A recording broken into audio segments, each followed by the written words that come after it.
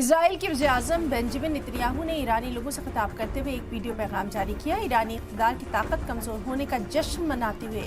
Benjamin Netanyahu نے کہا کہ غزہ پٹی میں حماس پر اسرائیل کے حملوں اور لیبنان میں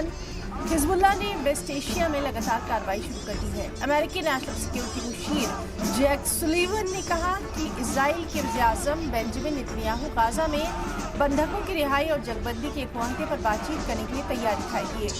سولیون نے کہا کہ اس کے ساتھ ہی لوگوں کی امیدیں بڑھ گئی ہیں کہ جنگ بندی اور بندھکوں کی رہائی کے لیے بات چیت کا نیا دور کامیاب ہو سکتا ہے۔ ملک اور بیرون ممالک میں نتنیاہو کے کچھ آلوچکوں نے ان پر بات چیت میں بادھا ڈالنے کا آروپ لگایا، جبکہ اسرائیل نے بار بار دیری کے لیے حماس کو ہی قصوروار قرار دیا۔ سولیون نے کہا کہ بات چیت کے لیے حماس کا نظریہ بدل گیا ہے۔ انہوں نے اس کا سہرا سیریا میں اپنے معاون بشار الاسد کو اکھاڑ پھینکنے کے ساتھ ساتھ اسرائیل اور لیبنانی گروپ حزب اللہ کے بیچ جنگ بندی کو قرار دیا، اور یہ تب ہوا جب تل ابیب میں امریکی سفارت خانے کے پاس احتجاجیوں نے اکٹھا ہو کر سولیون نے نتنیاہو کے ساتھ بات کی۔